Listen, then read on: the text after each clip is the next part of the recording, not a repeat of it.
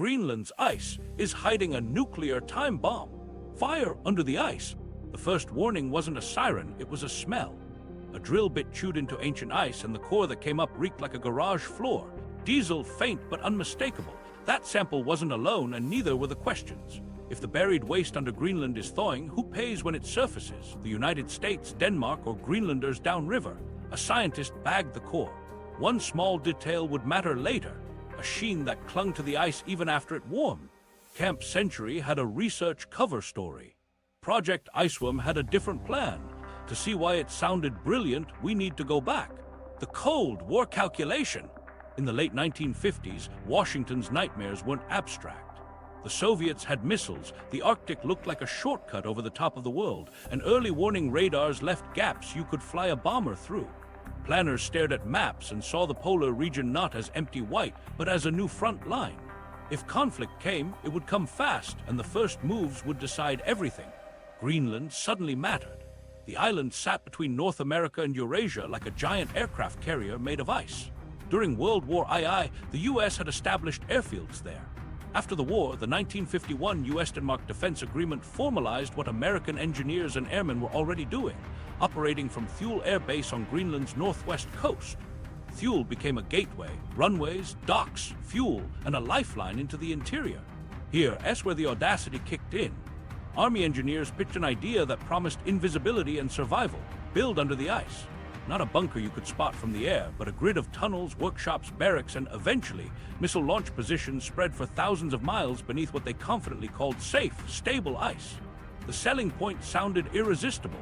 Ice as armor, snow as camouflage, the whole network movable and self-healing with drift and snowfall. The code name was Project Iceworm. The pilot to test the concept would carry a friendlier label, Camp Century, a research installation that just happened to prototype the infrastructure of an underground city. Budgets flowed in classified lines. Timelines were tight because the Cold War moved fast and secrecy protocols were strict. Only a small circle saw the true end state, 500 miles of tunnels with up to 600 ballistic missiles, each tucked into the glacier like a needle in a haystack.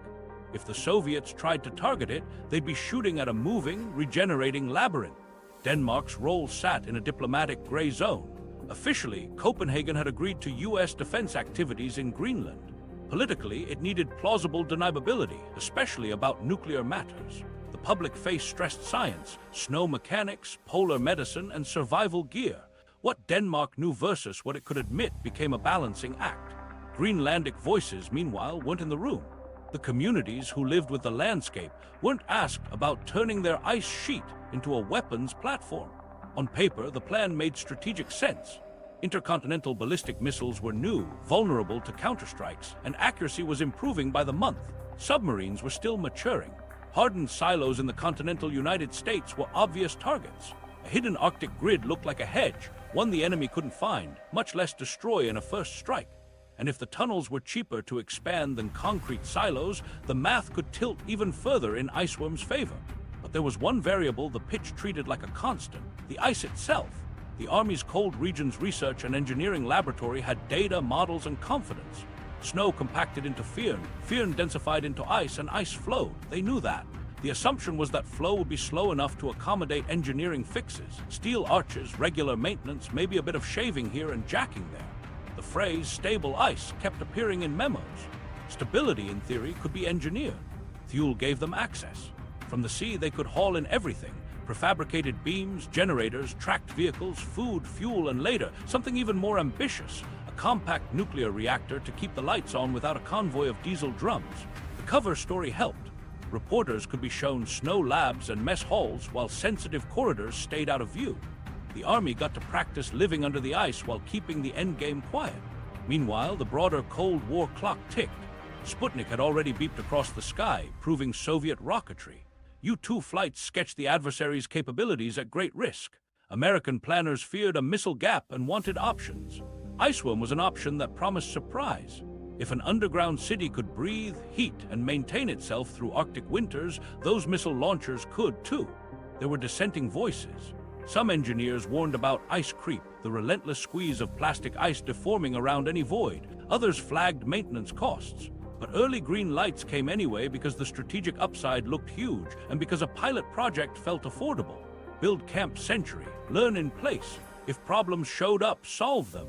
If the concept worked, scale up and slot in missile. Greenland's legal status added a layer of fog. The 1951 agreement granted the US broad operating rights. Nuclear weapons on Danish territory, however, were politically explosive. Keeping Iceworm compartmentalized protected everyone, until later when it didn't. For now, the story was clean enough. A city under the ice to study snow and human survival, led by the US Army, supported through Thule. With approval in hand and ships headed north, the Army went shopping for a city that could disappear. They gathered trenching machines, arch segments, wooden flooring, ventilation systems, kitchens, bunk rooms, labs, and a plan for a street long enough to prove you could drive a vehicle underground. The gamble was simple. If the environment could be tamed, the strategy would be unmatched. The next step was to carve into the ice and find out. Building a city in moving ice. They started by cutting canyons into snow. Bulldozers and rotary tillers chewed trenches 12 to 30 feet deep, then crews bent corrugated steel arches across the gap and buried them under more snow. Inside, they laid wooden floors to keep boots off the frost and strung lights so the white walls glowed a faint blue. It was the trench and roof method, cheap, fast, and they believed good enough for a city that needed to vanish under winter storm. Logistics decided the pace.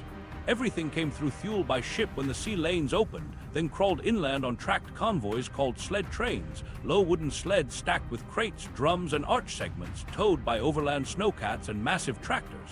The wind knifed across the plateau and temperatures dropped low enough to turn grease into glass. Hoses cracked, diesel turned sludgy. A wrench left on the floor fused with rime. Deadlines didn't care. Crews worked by rhythm. Trench, arch, bury, trench, arch, bury. They laid out a spine, Main Street, and branched side tunnels like ribs. The goal was an underground grid of workshops, a generator house, a mess hall that could feed 100, barracks stacked with bunks, labs for snow mechanics, and a garage where tracked vehicles could be torn down without freezing solid. Ventilation fans pushed fresh air, while ducts tried to carry away moisture before it sowed frost blossoms on every bolt. Power was the pinch point. Diesel alone meant endless resupply across sea ice and storm-blind plateaus. The Army picked the PM-2A, a compact pressurized water reactor designed for remote posts. If it worked, it would free the camp from the tyranny of fuel drums and prove that an underground grid could hum through polar night. Until the reactor arrived, they ran on diesel and hope. Even in the first weeks, the ice pushed back. They knew ice flowed, but the rate in these tunnels surprised them. The walls relaxed like memory foam, then kept going. Roof arches took a subtle oval set. Doorways lost an inch, then two. Wooden floors began to heave where pressure made the subsnow bulge. Engineers hauled in jacks and planers, shaving floors and propping roofs to reclaim space they'd measured only days earlier. The fix list multiplied. Where arches buckled, they doubled steel. Where floors cupped, they lifted and relayed planks. In some spans, they inserted taller arch rings, hoping the extra crown would buy time. They rethought trench widths, chasing a sweet spot between too wide, a sagging roof, and too narrow, a corridor that choked off in a month. Each solution came with a maintenance tax. The city could grow, but only if it kept moving its own wall. Meanwhile, the sled trains kept arriving. They dragged in kitchens, steam tables, ovens, coffee urns big enough to warm a squad. They installed a barbershop chair to keep morale from fraying and curtained a movie corner where reels rattled against the whine of fans. A chapel went up in a side tunnel, a quiet carve-out in the white noise. It wasn't comfort, it was a working illusion of normal. Snow behaved like a temperamental building material. Fresh drifts compacted underfoot, then settled days later, tipping shelves and loosening joints. Frost welded switches in the off position. Vent lines accreted ice stalactites inside, narrowing the airway like a smoker's lungs.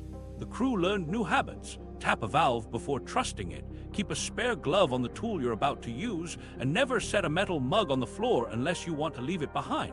When the reactor modules arrived, thick-cased components on sleds that flexed with the cold, the crew cut a special haul.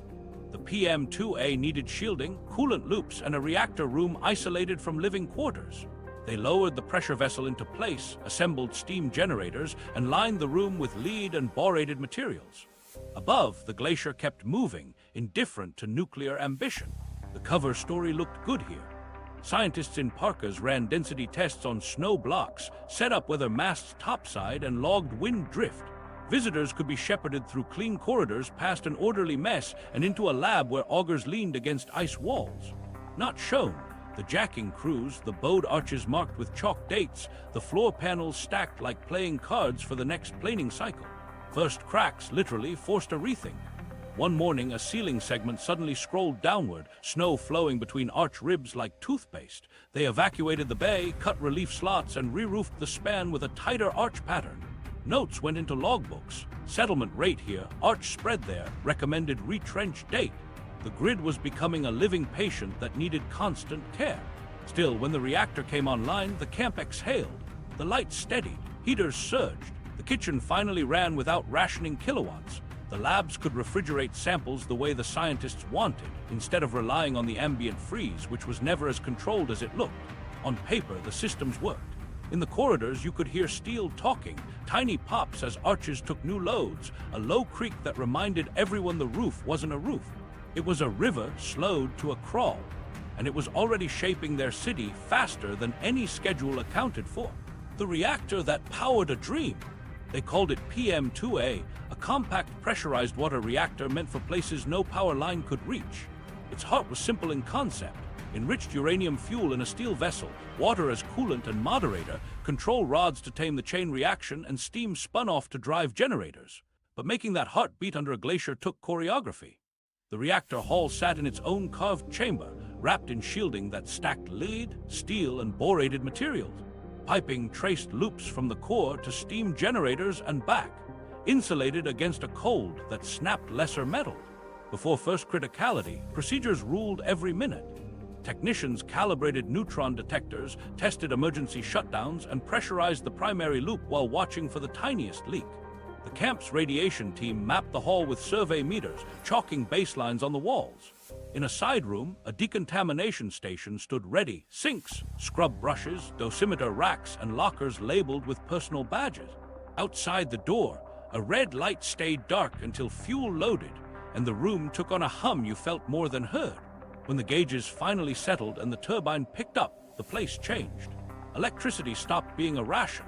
Heaters chased the damp from corners that had always felt clammy. The kitchen stopped juggling breakers and cranked out hot meals on schedule. Labs switched from improvising with the ambient cold to controlled refrigerators and ovens.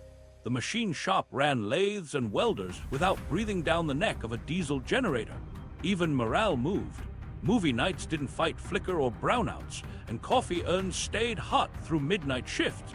Still, the reactor was never a casual appliance. Every worker wore a film badge. Pocket chirpers clipped to jackets gave nervous little songs if something spiked. Training drilled procedures: how to don protective gear, how to seal a spilled kit, how to stand clear when a fuel cask rolled. Twice a day, health physicists walked the halls with meters, tracing routine routes that turned up a few harmless hot spots, mostly on filters and in a drain trap that got swapped and stored like clockwork. Not everything made it into neat reports. A valve in a secondary line stuck one morning, and a tech tapped it with a wrench that left a bruise on his knuckles and a note in his memory, not the log. A survey meter went silent during a check and came back with a wire receded. A glovebox seal cracked in the cold and got replaced before a supervisor saw form. None of these were disasters. They were the 1,000 tiny edges of running a nuclear plant in a place where tools froze to hand. Waste never disappeared, it changed categories. The primary loop stayed closed, but filters and ion exchange resins collected what they were built to collect and became low-level radioactive waste. The plan was simple: package it, store it in shielded containers, and schedule it for removal. Diesel backups kept running for vehicles and auxiliary power, and their exhaust drifted into the same environment that preserved everything. Maintenance swapped out transformers and capacitors with PCB-laced oils. The era's wonder insulating fluid. Because it worked, and because nobody in that command thought about how it would age. The phrase that made sense at the time was, "The ice will keep it." In a place where food stayed frozen by nature and a fallen wrench could sit in the snow for months unchanged, cold felt like control. Drums of waste waited in designated bays, tagged for retrieval when weather and logistics lined up. Gray water and sewage sank into pits cut away from corridors, marked and mapped. A few small leaks stained the wooden floor in the generator house and got sand on top. In the maintenance mind, freezing equaled entombment. On the panel in the control room, needles wandered within their bands. Operators logged temperatures, pressures, neutron flux, a clean ledger that said the reactor was steady, the core was behaving, and the output matched demand with room to spare. In the barracks, men slept with the dull comfort of a hum that sounded like civilization. Meanwhile, the Glacier kept rewriting the architecture. The reactor room got extra attention, additional bracing under pipe runs, supports under steam lines, a habit of measuring clearances at flanges and valves. A maintenance crew planed a rut in the reactor corridor floor that reappeared every few weeks as pressure pushed up from below. The fix was mechanical faith. Check, adjust, repeat. Safety ran on redundancy and routine. If a reading was off, rods dropped. If a leak traced to a fitting, the fitting came out. If a filter went hot, it moved into a shielded drum. Some days it felt like overkill. Other days, a flash of static on a meter or a drip that hit a boot kept everyone honest. Out past the core, the city soaked up the extra power. A barber's clippers buzzed, a projector whirred, a lathe bit through coils of steel that steamed when they fell. The dream was simple. Nuclear power turned an impossible outpost into a livable machine. The truth was more layered. Power made the illusion possible, but the Glacier never cared about invoices or shift schedules.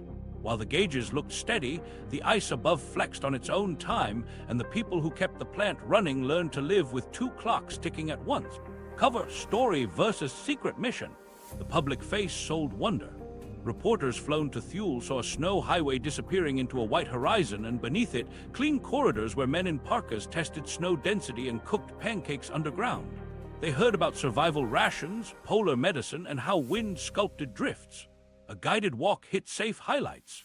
The mess hall, a tidy lab, a workshop where a tracked vehicle shed its treads for maintenance. Cameras lingered on iceless floors, and the novelty of a city breathing under a glacier. The script was science, logistics, and American ingenuity in the cold. Behind that smile lived the real blueprint, Project Iceworm. On restricted maps, lines spidered across northwest Greenland, 500 miles of tunnels, hundreds of launch positions, a moving web of rails and galleries where medium-range ballistic missiles could be hidden, serviced, and dispersed faster than an enemy could target them. The idea wasn't one launch site, it was a city-sized machine. Missiles would ride on carts, relocate routinely, and pop through retractable roofs to fire, then vanish back into the maze. If the enemy looked, the tracks they found would already be old. Camp Century was the prototype, and Main Street was its test organ. Engineers timed boring rates, measured how the snow responded as they widened spans, and tracked how quickly arches sagged. Every chalk mark on a rib turned into data. This many millimeters of roof settlement per week, this much narrowing at a doorway, this uptick in floor heave after a storm topside. Maintenance became the hidden cost column. How many man-hours to keep a tunnel nominal? How much steel to stiffen a span? How often to retrench? On the political side, Denmark balanced on a razor. The 1951 agreement allowed U.S. defense activities in Greenland, but Danish politics were allergic to nuclear weapons on the realm's soil. Plausible deniability turned into policy. Accept the research story, champion the polar science, and don't ask for more detail than you could defend in Parliament. It kept the alliance smooth and the headlines bland. Greenlandic leaders, then with little power over decisions made over their land, rarely got more than courtesies. The people most tied to the ice were the least informed about what would live beneath it. The cover story worked because it wasn't entirely false. Real science happened. Snow mechanics matured. Ice cores pulled climate secrets older than empires. Survival gear got better. Visitors saw truth and didn't see what lay beyond a closed door or down a corridor marked restricted. Even the reactor read as practical magic. Clean power in a place diesel couldn't reliably serve. For a while, photos of men shaving underground were the only narrative the public needed. The secret stayed safe because the story felt good, but each week the experiment argued with its premise. Speed mattered if Iceworm was going to scale. The boring machine could cut, but not fast enough to outrun creep without a constant diet of reinforcement. Settling demanded rework. A tunnel that took days to build began needing hours of attention every week. Multiply that by thousands of miles and the spreadsheet got ugly. A launch network had to be reliable on a bad day, not fragile on a good one. Unknown to most, there was also the problem of launch dynamics. A missile needed stable geometry to erect, fuel for designs then in play, and clearances that didn't change between Tuesday and Thursday. In a corridor that shrank, a hinge pin misaligned by a finger's width could stall a launcher. Engineers trialed reinforced bays, tighter arch spacing, deeper overburden, bracing like a rib cage. It helped. It didn't cure the creep. Then politics shifted. Submarines, once the junior branch of the nuclear triad, matured into quiet, long-legged platforms. Hardened silos in the continental US got tougher, guidance systems grew more accurate, and solid-fueled missiles ditched the fussy logistics of liquid propellants. Iceworm's advantage, surprise and dispersion, looked less singular when a fleet could disappear under the Arctic Ocean and stay there for months. Denmark's plausible deniability frayed at the edges. Questions about nuclear policy turned sharper. A scandal at Thule years later, unrelated to Iceworm, would teach Copenhagen how quickly Arctic secrets could ignite politics. Even before that, the risk ledger changed. If the project's strategic edge narrowed while its technical debt soared, what exactly were allies being asked to stomach?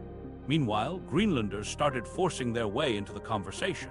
Hunters knew the rhythms of the ice better than any memo. They didn't need a degree to understand that a city under the sheet changed more than a map. Their voices didn't rewrite Washington's plans, but they began to complicate them in ways that made officials nervous. A cover story holds until the people under it start asking for the truth. The strangest irony is how well the storytelling worked. Journalists left with reels of men laughing in a movie room and scientists telling earnest stories about snow crystals. That narrative traveled. It muted the noise around a weapons platform masquerading as a lab. It also set up the fall, because when the maintenance logs got louder, when Main Street's test spans demanded non-stop triage, the question stopped being, can they live down there? It became, could they actually fight a war from it? The answer that crept in like the ice was, not for long, and not without costs nobody had priced. Life beneath the white ceiling. Daily life started with a knock on metal and breath fogging in the dark. Men swung out of narrow bunks into air that always smelled faintly of cold plywood, hot coffee, and diesel. The mess hall anchored the routine. Trays slid, eggs appeared on steel, and the rule was simple. Eat fast, don't linger in the aisle where a gust from a door could turn your neck raw. A barbershop chair waited in a side alcove. Hair fell in careful curls so it wouldn't clog vents. The clippers' buzz felt like proof. The place still worked. Microstories stitched the days together. A mechanic carved his initials into a frost bloom, came back an hour later, and found them stretched into a ghostly smear. A cook perfected a pancake flip in low ceiling clearance that made the whole line cheer. A medic rigged a lamp with a timer to mimic dawn and swore it kept nightmares away. In a tunnel that never had sunrise, you learned to build little ones. Movie night mattered more than anyone admitted. Projectors rattled, film spooled, and an audience of parkas loosened laughed too hard at mediocre jokes. Someone smuggled in a reel of a beach and the room went silent. Not because of longing, but because the sound of waves under a glacier felt like trespass. Afterward, a chaplain walked slow laps in a quiet corridor, and men joined, one by one, talking about nothing. The white ceiling turned every hallway into an echo chamber. Psychology officers pushed structure, regular shifts, exercise in a snow-turned gym where ropes and benches creaked, and light therapy in a room lit too bright for comfort. They taught small tricks, rotate photos from home so the faces didn't become wallpaper, write letters even if the mail sat for weeks, schedule jokes like you scheduled maintenance. Isolation wasn't dramatic, it was hollowing. The cure was rhythm. Hazards didn't care about schedules. Frostbite could find you between doors if a glove snagged and you shrugged it off. A corridor's temperature might swing with a fan's hiccup, turning a damp patch into a skating hazard. Once, a ceiling panel sighed and dropped a soft avalanche that buried a generator belt overnight. By morning, the machine was a smooth mound. Crews dug it out, found the belt torn and the housing warped, and added another chalk mark to the log. Date, depth, cause unknown. The big fear lived in the small sounds. A distant crack could be harmless settling or the start of a roof buckle. Men learned the language of creaks. A sharp ping from a deforming rib meant attention now. A slow groan meant someone needed to go fetch jacks. They practiced drills, helmets on, tools in hand, clear an area in under a minute. The speed came from muscle memory, not panic. Outside, storms erased everything. Inside, they built traditions. A Sunday stew that tasted different only because the cook said it did. A shortwave music hour that cut through static. A wall where departing crews left painted names, each letter crisp until humidity made colors run. Birthdays were announced, not celebrated. Candles were a fire hazard, and the joke was that the glacier did the cake frosting. Work and science overlapped. Ice cores came up like time capsules, each meter a thinner window into earlier air. A young researcher taped a label on a bag that read, "Smells like fuel," and the handler laughed. Everything smelled like fuel here. He didn't know the note would matter later. Data sheets filled with numbers that would outlast the camp. Temperature profiles, density curves, grain metamorphism rates. In the moment, it was just another task with cold fingers. They coped by making corners human. An accordion showed up, and the player learned to keep it from fogging his reeds. A makeshift bar served instant coffee and a splash of something stronger when morale sagged. A stray sled dog wandered down once, coaxed by scraps, and slept in a warm patch until someone topside called him away. That night, the tunnel felt emptier. Then a sound cut through everything. A loud crack that was more felt than heard, like a door slamming in another wing of a house you thought was empty. Conversation stopped mid-sentence. The crew chief looked up and didn't have to give the order. Helmets, lines, gear, everyone moved toward the noise with careful speed. They found a bay where the roof had started to slump in a long arc, the arch ribs chalked with dates that marched closer together as if time itself had compressed. They did what they always did. Cut relief slots, hauled in jacks, shaved the floor to drop pressure, and braced the ribs like splints on a broken bone. Sweat ran cold. In the mess that night, talk was smaller, laughs shorter. Nobody said it out loud, but the takeaway was clear. The white ceiling wasn't a roof, it was a fist. It would squeeze again. And for all the warmth the reactor threw and the habits that kept minds steady, life down there was a balance between a livable routine and an environment that refused to be tamed. Every creak turned into a question. Is this the one? The ice starts to squeeze. Ice creep sounds gentle. It is. Think of the glacier as cold taffy that never stops moving. Snow falls, compacts into fear, and then into ice that flows outward under its own weight. Carve a tunnel into that mass and you've made a void the ice wants to close. Slowly at first, millimeters a week, then unpredictably, with the kind of lurch that turns a straight wall into a bow. Engineers had numbers for this, but the glacier brought its own schedule. Logs started to read like a medical chart. Floor heave 3 millimeters this week, 5 the next. Doorway clearance down a finger width, then a knuckle. Roof sag, measurable by level on Monday, visible to the naked eye by Friday. Chalk marks on ribs formed a calendar, dates stacked closer as the metal took a permanent set. What the structural drawings called arches turned into springs, flexing under load until the shape was no longer what the math assumed. The fixes became a ritual. Crews jacked the ribs, planed floors to relieve pressure, and cut relief slots in the snow to let the roof settle in a controlled way. They re-roofed spans with tighter rib spacing and heavier gauge steel. Where a corridor choked, they shaved the sidewalls, knowing the shavings would harden and push back later. Every intervention bought time and increased the maintenance debt. The city worked only as long as someone kept paying. Meanwhile, the rate curves told a harder truth. Ice creep wasn't linear, it sped up with temperature and stress. A slightly warmer span warmed by lights, bodies, or a steam line moved faster. A wider span sagged more quickly than a narrow one.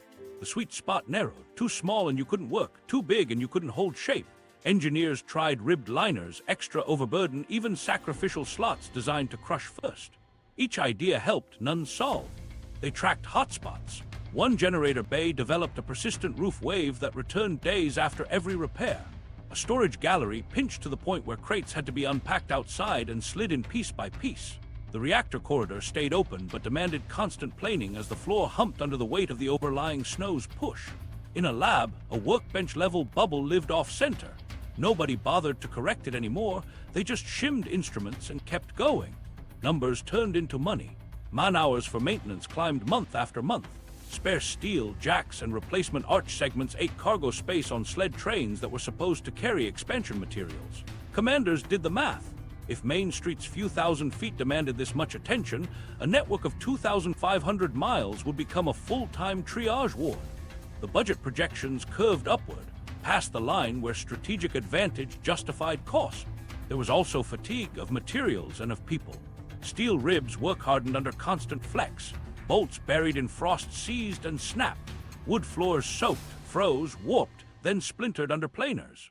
Men learned to listen for a tense ping in a rib that meant metal grain giving up.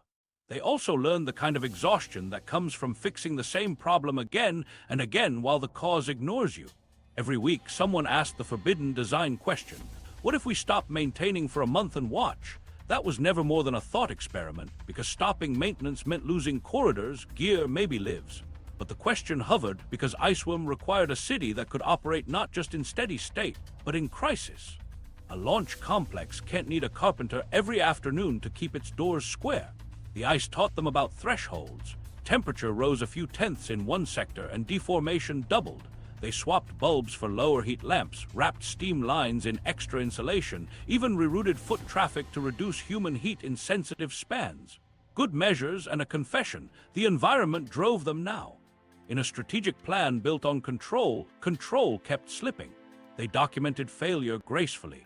Graphs with careful axes, photographs with scale rulers, memos that used phrases like accelerated settlement and maintenance-intensive geometry. In a side note, an engineer wrote, "We are borrowing space from a moving medium." It sounded elegant. It meant the bill would come due. While all this unfolded, technology outside the ice sprinted forward. Submarines got quieter. Solid fuel missiles simplified launch prep. Hardened silos proved nastier targets. The value proposition for an under-ice labyrinth narrowed just as its upkeep widened. A system that depended on thousands of hands to keep its bones from sagging began to look like a strategic liability, not a breakout advantage. Commanders visited and felt it in their boots. A tour no longer passed for novelty, it read as effort. You couldn't walk 10 minutes without stepping over a planed panel or a stack of replacement ribs staged for the next squeeze. The place was still impressive, light, heat, men making a hostile world work, but its hum carried strain. The Glaciers' clock was louder than the Reactor S. The conclusion arrived not as a single memo, but as a slope. Feasibility slid from confidence to caution to conditional. If a test street failed under best-case attention, a 2,500-mile city didn't stand a chance under war pressures. The squeeze wasn't just on arches and floors. It was on the idea itself, tightened by physics that didn't care about plans. Hope shrank to maintenance windows. The dream collapses. Inside the files, the confidence drained sentence by sentence. Internal memos shifted tone from scalable with maintenance to maintenance dominates operations. Engineers stopped arguing about rib spacing and started modeling what failure would look like if a launch bay pinched mid-erection cycle. The crux was unavoidable. Iceworm's promise depended on a geometry the Glacier refused to honor. Feasibility didn't fall off a cliff. It slid, optimism to doubt, doubt to conditional, conditional to no-go unless physics changed. At the same time, the nuclear triad moved. Submarines learned to vanish for months, carrying solid-fueled missiles that didn't need the delicate dance of liquid propellants. On land, hardened silos deepened and guidance improved. Money followed reliability. A dispersed under-ice rail network that needed constant carpentry started to read like a museum piece before it was born. In briefings, commanders asked a new question. Even if it works, does it still matter? The answer pushed them toward exit planning. The reactor, the most sensitive asset, became the timeline anchor. Crews mapped a sequence that would let PM-2A wind down, cool, and ship out through corridors already fighting to stay open. Fuel would move first in shielded casks, then key components, then the big hardware. The goal was simple: take away what could never be left and triage the rest. Packing started quietly. Crates appeared along Main Street with bland stencils that meant more than they said. In the reactor hall, technicians ran through shutdown drills so often the steps lived in their hands. The camp kept its routine on the surface, labs working, mess serving, movie reels ticking, while the core of the enterprise prepared to leave. Men who'd built the place began unbuilding it by muscle memory, unscrewing their own handiwork with the same care they'd used to set it. The decision to abandon Camp Century in 1967 wasn't a dramatic public moment. It was a set of orders that rolled downhill and turned into action. The reactor went first. Power shifted back to diesel reluctantly. The hum changed, rougher, thirstier. Once the fuel departed, the reactor compartment turned into a shell, pipes capped, shielding left as dead weight until someone made the call to move only what had to move. What stayed behind wasn't an oversight list. It was a ledger written in cold. Structures embedded in snow, miles of arches, wood flooring impregnated with years of moisture and spills, generators too worn to justify a haul, drums labeled for later retrieval that later never reached, diesel residues stained planks. Sewage pits, mapped and marked, existed as coordinates and assumptions. PCB-laced components, routine for the era, waited in storage bays flagged for pickup when lift capacity allowed. Low-level radioactive traces lived in filters and resins slotted into shielded drums, staged with the belief that the next convoy would take them. The paper trail revealed the baseline belief that made those choices feel safe. Snowfall here exceeded melt. The surface gained mass year after year. Bury something today and tomorrow it would sit deeper, colder, more entombed. Engineers wrote it cleanly: perpetual accumulation will encapsulate residual materials. The ice in their calculus wasn't a temporary envelope. It was permanent storage. Crews closed what they could. Doors were backfilled.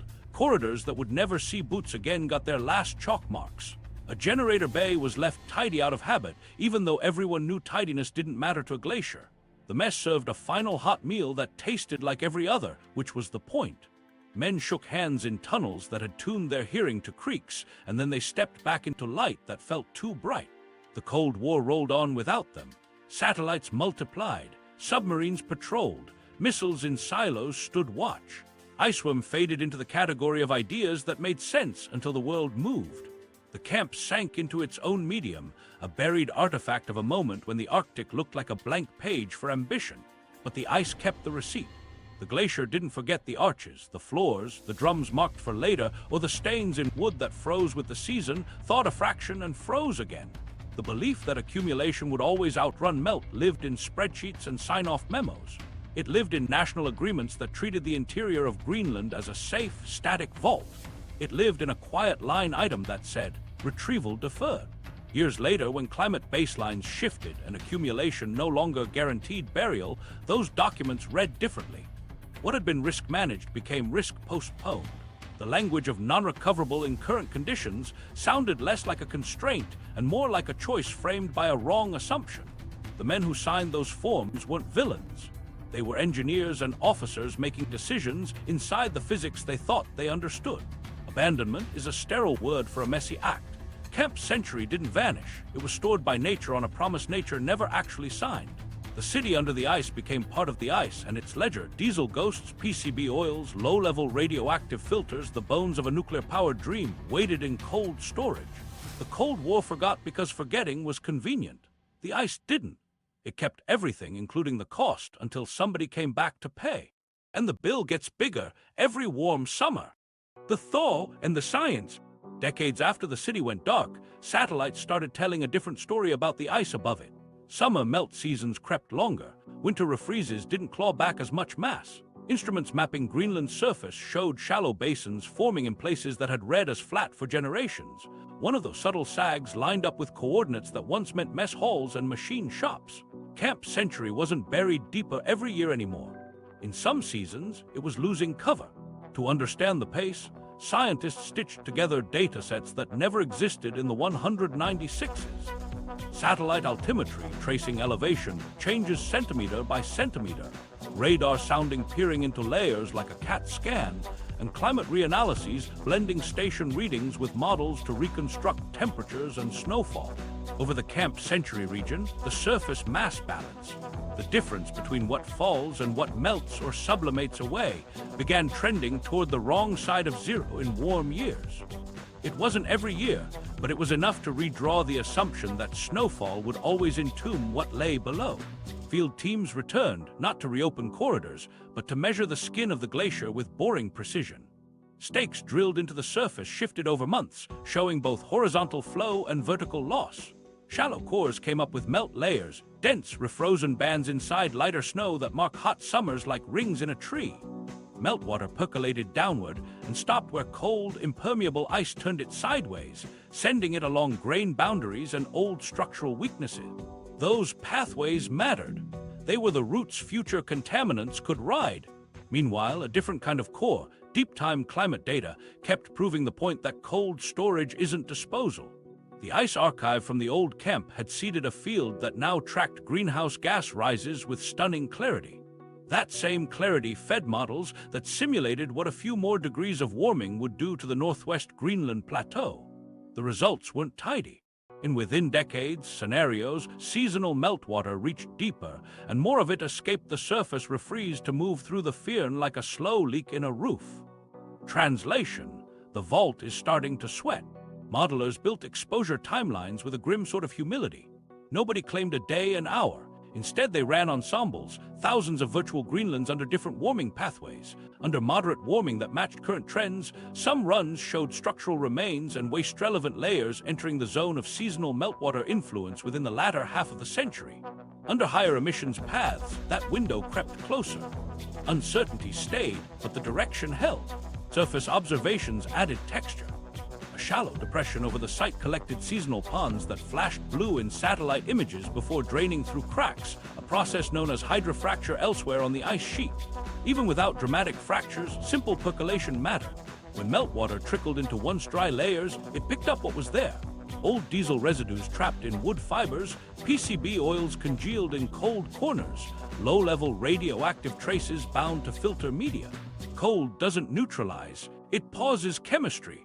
When liquid water arrives, pause ends. Potential pathways to the ocean tie the local story to global stakes.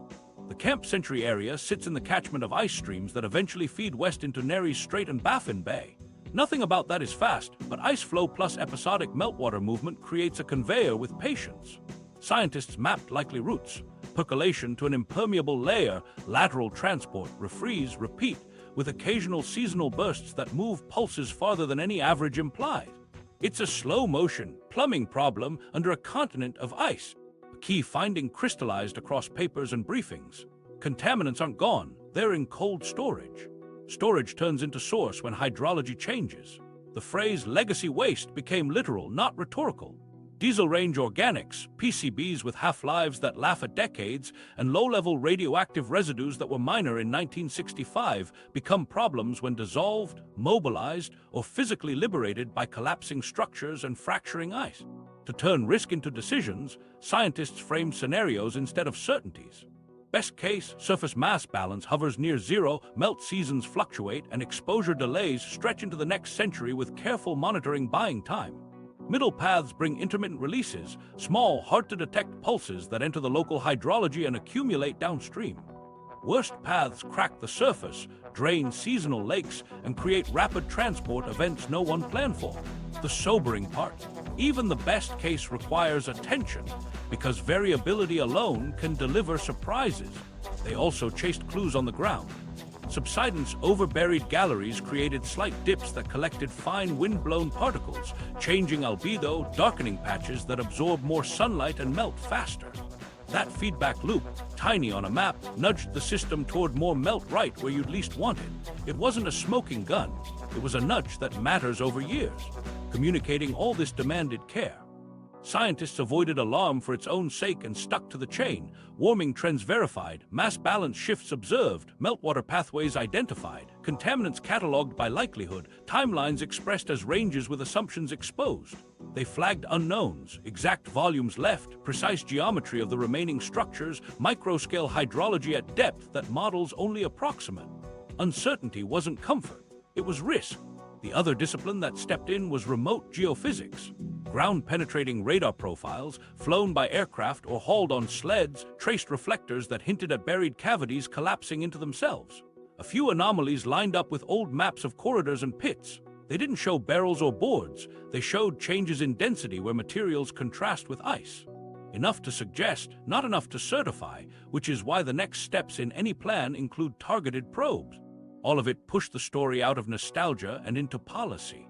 Science had raised the flag with numbers that met the Cold War memos head-on. Entombment wasn't permanent. Perpetual accumulation didn't hold under a warming climate. The Glacier, once enlisted as a custodian, was changing jobs. It might soon become a courier. Who pays for the past?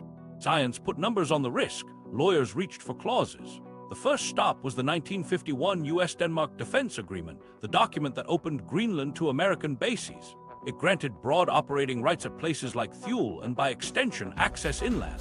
But it didn't read like a cleanup contract.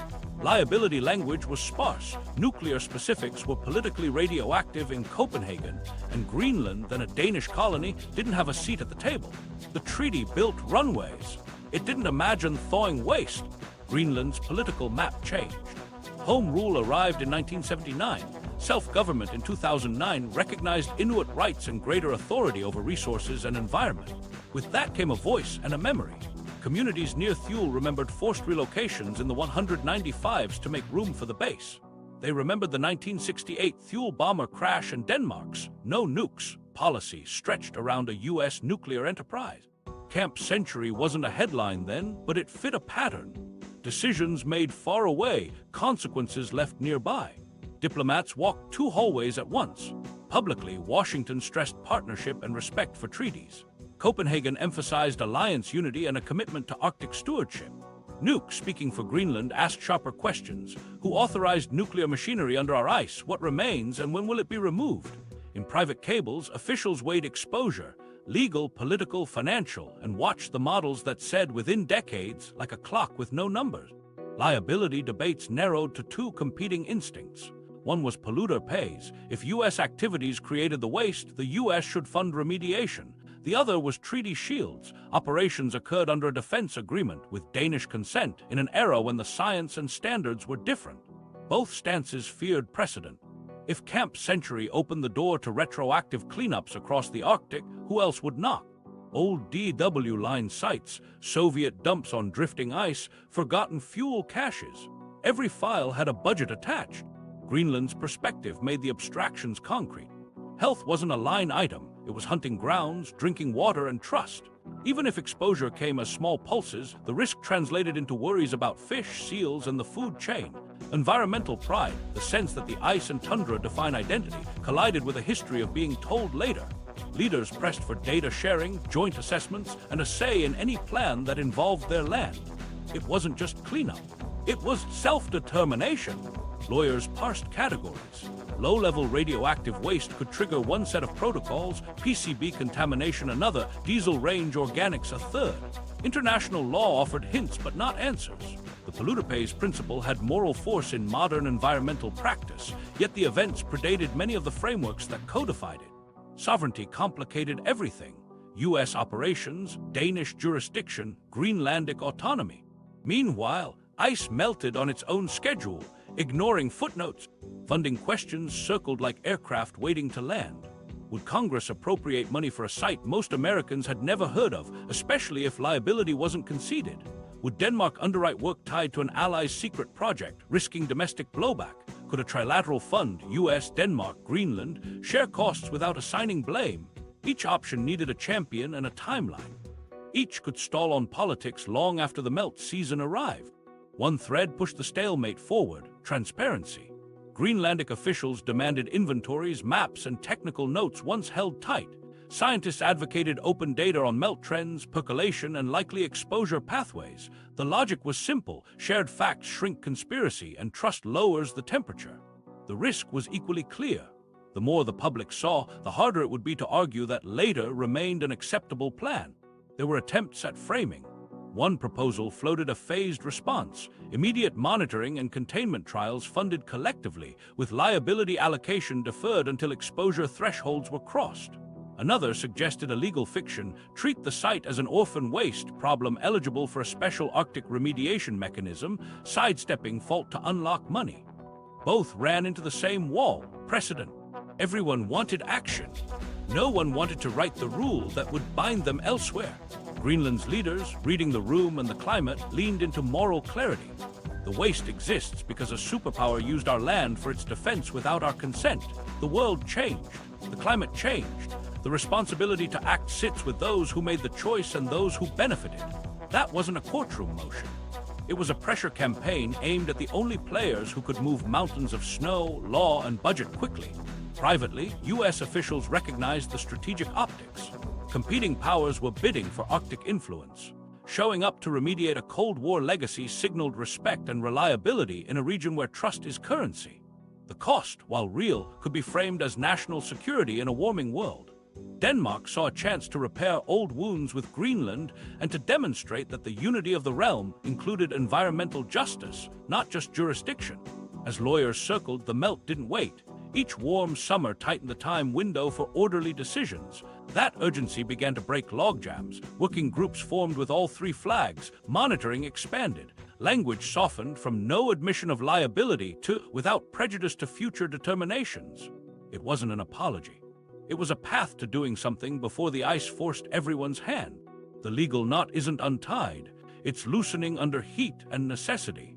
And in that space, an old Cold War story is turning into a test.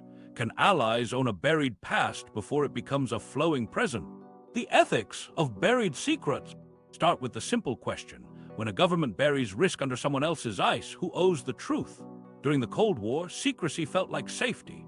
Cover stories protected missions, allies, and lives, but the bill for secrecy often arrives late and addressed to people who never got a vote. That's the moral core here. Decisions made for national security exported uncertainty to communities whose land carried the weight. Cold War logic wasn't cartoonish. Planners faced real threats, short timelines, and incomplete information. They took what looked like a rational risk: entomb waste in a place colder than any vault. They didn't foresee warming strong enough to reverse that calculation, and they weren't tasked to imagine it. Yet ethics doesn't end where mission briefings do. The duty of care extends beyond the operation to the aftermath, the harms that show up in slow motion. Risk framing in this story exposes the gap between expert calculus and public trust. Low probability, high impact sounds tidy inside a memo. Outside, it means a hunter asking if the fish are safe, or a parent wondering what's in the water after a hot summer. The point isn't to criminalize uncertainty. It's to assign responsibility for living with it and for paying to reduce it. If you take the benefit of secrecy, you take the burden when secrets age into hazard. Transparency, the one thing Cold War projects avoided by design, becomes the first ethical repair. Share inventories, maps, and methods. Admit what's known and what isn't. Make monitoring real-time and public, not a PDF every few years. It's not just optics. Openness shrinks rumor space and lets communities help set thresholds for action. Secrecy built the problem. Sunlight is the start of accountability. There's a harder lesson about cover stories that outlast purpose. It's just research served everyone until it didn't. When the facade collapses, the backlash isn't just about the waste, it's about betrayal. People remember being handled. They remember not being asked. That erodes consent in future projects, even good ones. Ethical practice plans for that by assuming every cover will someday be blown and designing decisions you can defend in daylight. Community voice isn't a courtesy, it's legitimacy. Greenlandic communities weren't in the room when tunnels were cut, corridors were mapped, and a reactor was shipped north. They're in the room now, and their priorities, subsistence, cultural connection to land and sea, health, define success differently than a clean engineering chart. Ethics says they should set the guardrails. What constitutes unacceptable risk when intervention must happen? How to balance disturbance against protection? Another line runs through intergenerational fairness. The men who signed off on perpetual encapsulation are gone. The people facing thaw are their grandchildren's peers, living with a climate they didn't choose. Exporting costs forward is easy when the ledger is frozen. Ethics demands we price long tails honestly. If we don't know the cleanup bill, we still budget for the possibility. If we can't retrieve everything now, we commit to a standing fund that exists as long as the ice does. There's also the humility clause. Scientists today know more than in 196, and still models carry uncertainty. The ethical response to not knowing isn't delay, it's precaution. Act when signals cross agreed lines. Build stopgaps that fail safe. Test containment in cold rooms and on site before the emergency. And write those triggers with the people downstream at the table, so acceptable risk isn't defined by those who won't bear it. Some will say the strategic stakes justified the choices. Maybe they did then. Ethics separates justification from absolution. You can accept why something was done and still hold that those who did it owe repair when context changes. That's how we treat veterans exposed to toxins, communities near industrial legacies, and now an ice sheet holding mid-century leftovers. The final piece is memory. Archiving what happened honestly prevents repetition. Put the maps in museums, not just vaults. Teach this alongside the engineering feats it rode with, the ice cores that transformed climate science, the reactor that powered a city, the maintenance logs that humbled ambition. Ethics is easier to live by when the past sits in reach, not under glass labeled classified. So what now? Dig, cap, monitor, or deny? Denial keeps costs low until it doesn't. Monitoring without money becomes theater. Digging everywhere outruns logistics. The ethical path is layered. Transparent surveillance, early reversible containment, targeted retrieval where models and community thresholds align, and a standing, jointly funded promise to do more as the ice demands. It's not heroic, it's stewardship. Because ethics isn't about punishing yesterday. It's about choosing today to carry the weight you put on someone else's land before that weight melts into their water. race to contain a melting city. The first rule of response planning here is simple. Don't let the glacier set the agenda alone. Remediation means removing wastes outright. Containment means isolating them in place. And retrieval means surgically extracting high-risk items while stabilizing what's left. Each path meets the same wall. Ice that moves, seasons that slam shut windows overnight, and a site you can't just drive to with a crane and a promise. Start with eyes. A real plan builds a monitoring shell before it swings a tool. That means a grid of surface stakes and GPS beacons to measure subsidence, automatic weather stations to catch melt spikes, and fiber optic lines frozen into shallow boreholes to listen for water movement and structural shifts. Throw in drones that scan albedo changes and a satellite tasking schedule that watches for blue melt ponds. If you can't see the pulse, you can't time the intervention. Containment options look unglamorous by design. You overdrill shallow perimeter trenches upslope and downslope to divert seasonal meltwater, the way farmers cut swales to keep fields from ponding. You deploy cold-compatible geosynthetic barriers, liners that stay flexible at -30, to create local dry zones above suspected pits and galleries, where albedo tips melt in the wrong direction. You spread clean, bright snow or reflective geotextiles during spring shoulder season to buy critical centimeters of cover. Retrieval is the scalpel. You pick targets with the highest hazard to disturbance ratio, shielded drums you can verify with ground-penetrating radar and magnetometers, PCB-laden components stored in known bays, diesel-saturated wood directly above shallow hydrologic pathways. You plan winter operations when the snowpack is stable, temperatures lock the substrate, and daylight is short but predictable. Crews stage at Thule, move on tracked, low ground pressure vehicles, and use modular heated tents to cut, lift, and reseal. Every hole you dig gets backfilled and compacted the same week. Engineering concepts lean into reversibility. Ice caps, fabric domes anchored to dead men, can protect small footprints from melt and wind scour for seasons at a time, allowing careful work underneath. Frozen slurry barriers, injected as cold saline gels into surrounding firn, can create temporary curtains that steer water around work zones. Seasonal microwells, drilled to intercept percolating melt, can be pumped and tested to see what's moving before it moves farther. Costs stack fast. Airlift time is expensive, ice-worthy equipment isn't cheap, and polar labor doubles when you add safety margins. You budget not just money, but opportunity. Every flight to Camp Century is one less for other Arctic missions.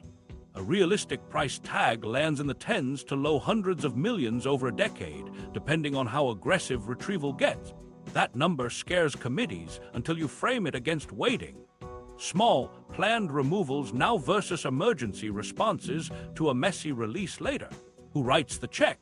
The practical answer is a trilateral fund, US, Denmark, Greenland, seeded with real money and governed by a board that includes Greenlandic community representatives.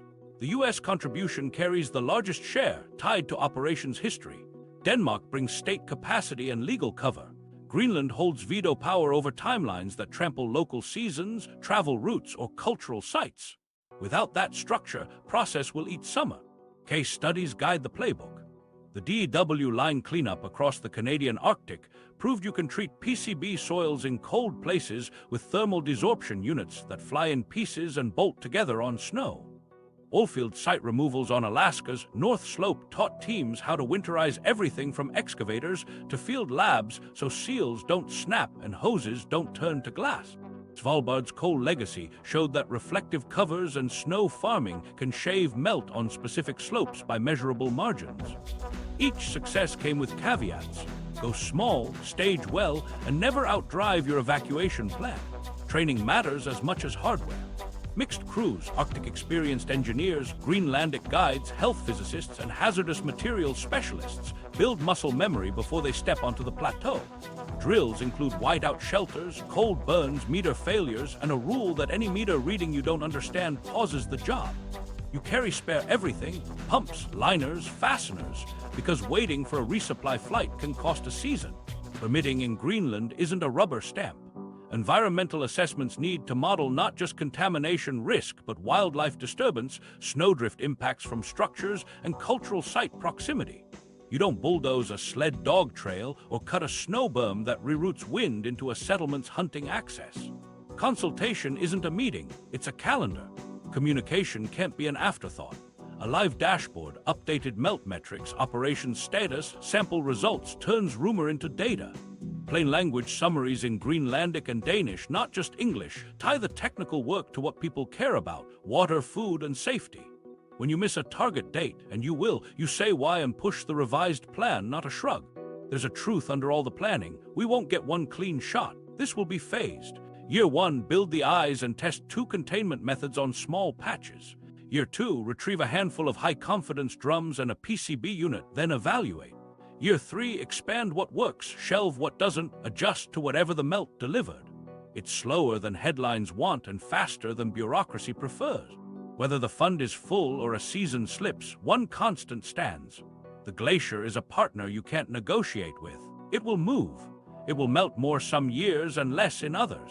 The only way to keep pace is to show up early with humble tools and keep showing up before the city it holds melts into a river you can't control. What this story means now: ambition built a city under ice. Secrecy tried to hide a weapons grid in plain sight. Engineering bravado convinced smart people that moving ice could be treated like stubborn concrete. The unintended consequence is the invoice sitting inside the glacier: diesel ghosts, PCB oils, low-level radioactive filters, now inching toward daylight as the climate warms. That arc isn't just a Cold War curiosity. It's a map of how bold ideas age when the world they depend on changes. Here's the irony: Iceworm meant to bury missiles beyond reach. Instead, it buried waste that climate change is unearthing. The same scientific progress Camp Century helped spark, ice cores that taught us how greenhouse gases shape the planet, now gives us the tools to see its leftovers coming back. The past is measuring the present, and the present is erasing the past's assumption. This isn't an isolated story. Across the Arctic, old military footprints are slipping their covers. DW line radar stations left PCB soil hot spots that Canada spent years cleaning. Soviet-era dumps sit in thawing permafrost along Russia's coast. Fuel caches in Alaska and Svalbard leak when barrels lose their cold rigidity. Frozen was treated as forever. Forever turned seasonal. What makes Camp Century different is the combination of ingredients: a nuclear-powered base, a classified missile concept, a democratic ally triangle, and a warming signal visible from space. It's a perfect test of whether modern governments can handle legacy risks without hiding behind outdated treaties or waiting for a crisis. If the players get this right, shared facts, shared funding, measured work, they'll write a template for the rest of the Arctic. If they stall, the Glacier will set the schedule, and nature's version of cleanup never favors people downstream. There's a practical lesson for any big project sold as temporary or self-burying. Don't price the build without pricing the exit, and don't assume the environment will act like a vault you don't have to pay rent on. The hard part isn't designing for a known climate, it's designing for a moving one. In a warming world, entombment plans age like milk. Memory matters too. The Camp Century ice cores didn't just launch climate science, they showed how much history you can trap in frozen layers: volcanic ash, industrial soot, even lead from Roman mines. Now there's a new layer, us again, not as particles but as decisions. Future cores may read the chemical fingerprints of today's cleanups and failures. That's a different kind of record, and one we get to choose. Keep an eye on other coordinates hiding similar bets: buried pipelines in thawing permafrost, coastal ammo depots behind crumbling sea ice, and airstrips built on ground that's turning to soup every August. Each one carries a simpler version of the Camp Century question: who takes responsibility before physics does it for them? And the micro scene from the start, the core that smelled like diesel, the sheen that didn't rinse away, loops back as a reminder that big systems reveal themselves in small details. One bagged sample bridged the city's past to the climate's present. That's how this story should land, not as a spectacle of Cold War strangeness, but as a practical checklist we can use right now. The city under the ice was an experiment in control. Today's work is an experiment in humility. Show up early, share the data, fund the boring stuff: monitoring, containment, retrieval, before the headline forces you to, and write the next memo as if someone will read it in 50 years and judge whether you gave them a job or a mess. The past doesn't stay frozen. A city built to win a war became a warning that buried costs thaw faster than excuses. If this collision of Cold War secrets and a warming world pulled you in, subscribe and watch our deep dive on America's plan to nuke the moon next. New episodes weekly. Don't miss what history is about to unearth next.